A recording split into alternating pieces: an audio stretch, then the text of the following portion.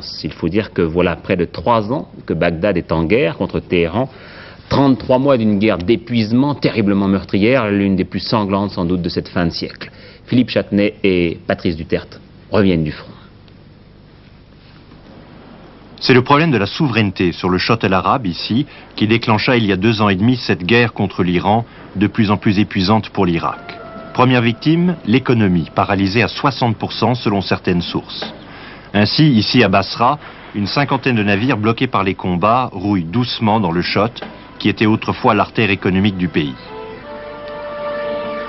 Le Chott, l'ultime ligne de défense dans le sud, constitue l'un des objectifs prioritaires de l'armée iranienne. Alors on fortifie inlassablement Basra et les rives du Chott, comme ici ces policiers réquisitionnés, même si le front est à 30 km, même si la grande attaque iranienne en juillet dernier a été stoppée net. C'est sur son matériel que compte avant tout l'Irak pour, sinon gagner, du moins ne pas perdre la guerre. Un matériel abondant et sophistiqué, acheté principalement à l'Union soviétique, comme en témoigne cette colonne de chars T-62 en route pour le front, mais également à la France ou à l'Italie. Un matériel coûteux pour lequel l'Irak doit faire appel à la générosité des pays arabes, car la guerre étrangle les exportations pétrolières, l'Irak manque d'argent et bon nombre de factures restent impayées. Mais dans beaucoup de capitales, on tremble à l'idée d'une victoire du régime islamique de Téhéran qui déstabiliserait la région clé du Golfe. Les armements continuent donc à affluer. Tout comme l'essentiel du matériel, la formation tactique de l'armée irakienne et soviétique, il y aurait plusieurs milliers de conseillers soviétiques actuellement en Irak. Aguerries par 32 mois de combat, les troupes irakiennes constituent aujourd'hui l'une des meilleures armées du monde arabe. Surtout, l'armée irakienne est bien adaptée au rôle défensif que lui assigne désormais le président Saddam Hussein. Saddam Hussein, qui avait cru en septembre 80 pouvoir balayer facilement le régime de Khomeini, ne souhaite plus aujourd'hui que la paix. En vain pour le moment, car les conditions de Téhéran sont inacceptables.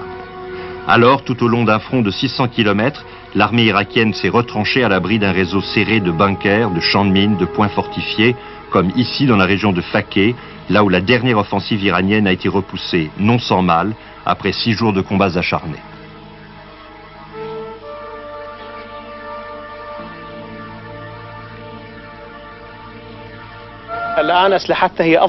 Pour le général commandant le front sud, il n'y a aucun problème. Ses troupes résisteront à toutes les attaques iraniennes. Chaque bataille lui permet d'infliger des pertes terribles à l'ennemi. Il est convaincu que l'Irak possède les moyens militaires pour contraindre l'Iran à une solution politique. En hommes et en matériel, sa situation s'améliore constamment. Il a le temps pour lui. Les Iraniens finiront bien, dit-il, par se lasser de mourir pour rien. Mais il n'est pas certain que l'Iran se lasse en premier. D'abord, l'Irak a subi des pertes importantes, plus de 15 000 tués au moins depuis le début de la guerre. Ensuite, il n'y a que 13 millions d'Irakiens face à 38 millions d'Iraniens. Ces miliciens de l'armée populaire qui gardent une ligne de défense devant Basra illustrent bien ce problème d'effectifs. Ce sont souvent des hommes âgés, attirés par une solde généreuse et dont la valeur militaire est faible. C'est que l'Irak doit mobiliser toutes ses forces pour endiguer les assauts iraniens. Jusqu'à présent, le front a tenu, mais chacun de ses soldats sait qu'il y aura de nouvelles offensives et qu'à nouveau il faudra tenir coûte que coûte, tenir jusqu'à une paix qui paraît plus lointaine que jamais.